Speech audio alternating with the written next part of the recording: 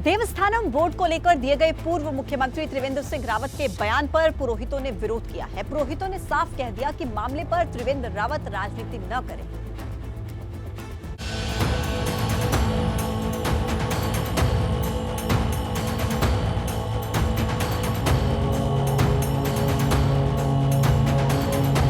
Devasthanam board को लेकर हमारी सरकार ने निर्णय लिया है कि हम इस अधिनियम को वापस ले रहे हैं।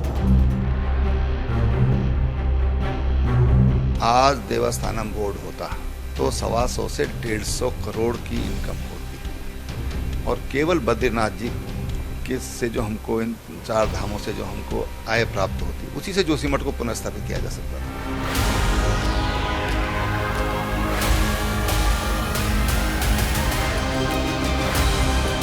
देवस्थानम बोर्ड को लेकर दिया गया पूर्व सीएम त्रिवेंद्र सिंह रावत का यही वो बयान है जिसके बाद त्रिवेंद्र सिंह रावत 4 धाम के तीर्थ पुरोहितों के निशाने पर आ गए हैं और अब पुरोहितों ने त्रिवेंद्र सिंह रावत को सवालों के कटघरे में खड़ा कर दिया है। जोशीमठ आपदा में जो राजनीतिज्ञ अपनी संभावनाएं तलाश रहे हैं उनको हमारा यह संदेश है कि पूर्व मुख्यमंत्री जैसे त्रिवेंद्र सिंह रावत जी का एक बयान आया है जिसमें वो कह रहे हैं कि देवस्थानम बोर्ड अगर होता तो शायद आपदा राहतों को वो सहायता करते।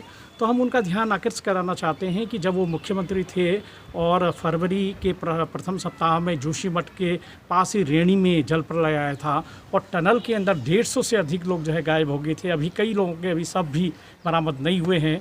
तो उस समय उनकी सरकार और वो जो अध्यक्ष भी थे देवस्थानम बोर्ड के, तो हम ये जानना चाहते हैं कि देवस्थानम बोर्ड ने उस समय रेणी आपदा के पीड़ितों को किस तरह से सहायता की। पुरोहितों का आरोप ये भी है कि ये वक्त जोशीमठ मुद्दों को लेकर राजनीति करना नहीं है बल्कि एक साथ आकर इस समस्या से बाहर निकलने का है। लेकिन पूर्व सीएम इस पर राजनीति कर रहे हैं जो ठीक नहीं है। त्रिवेंद्र जी क्या कर रहे थे? उन्होंने क्यों नहीं उनकी दरारों को, उनकी व्यवस्थाओं को, उनकी दीवारें लगाई या उनकी व्यवस्थाएं कराई? वो तो इनसे पहले मुख्यमंत्री थे और ये मुख्यमंत्री इतना जुझारू और इतना जो रात दिन वहाँ पड़ा हुआ है खुद का और सारा काम कर रहा है। ऐसे मुख्यमंत्री को नाकाम बनाने की कोशिश समझ रहा हूँ मैं। इस समय तो साथ देना चाहिए और ज्योतिर्मठ को बचाना चाहिए। ये सनातन की धरोहर है वहाँ पर, उसको बचाना चाहिए।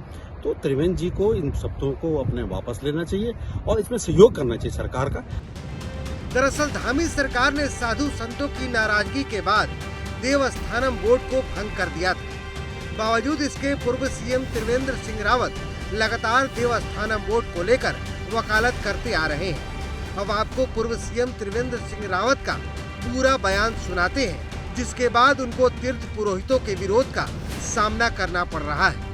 आज देवस्थानम बोर्ड होता तो 125 से 150 करोड़ की इनकम होती और केवल बद्रीनाथ जी के से जो हमको इन 4 धामों से जो हमको आय प्राप्त होती उसी से जोशीमठ को पुनर्स्थापित किया जा सकता था। हमको पैसे के लिए भटकना नहीं पड़ता। तो ये कुछ दूरगामी सोच के साथ कुछ निर्णय होते हैं।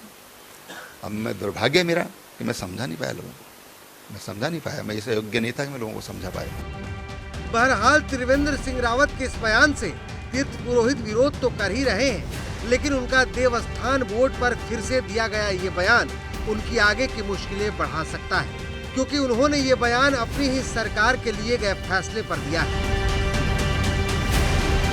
एबीपी गंगा के लिए जोशीमठ से पंकज राणा की रिपोर्ट। और चलिए बात करते हैं वित्त वर्ष 2023-24 की तैयारियों को लेकर, जिसके बजट को लेकर धामी सरकार तैयारियों में जुट गई है और इसके लिए वित्त विभाग ने सभी विभागों से प्रस्ताव मांगने शुरू कर दिए हैं। कई विभागों ने इसके प्रस्ताव बनाकर वित्त विभाग को भेज भी दिए हैं। कैबिनेट मंत्री प्रेमचंद ने कहा कि जो भी बजट होगा वो जनहित में होगा।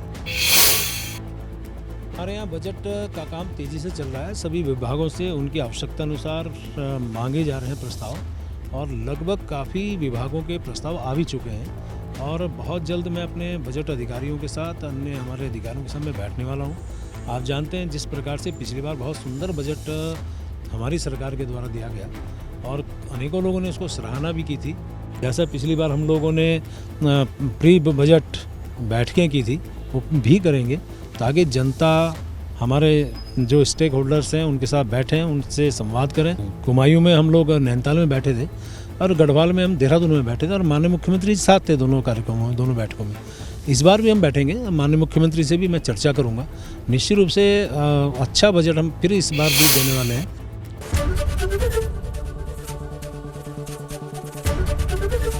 एबीपी गंगा, खबर आपकी, जुबान आपकी।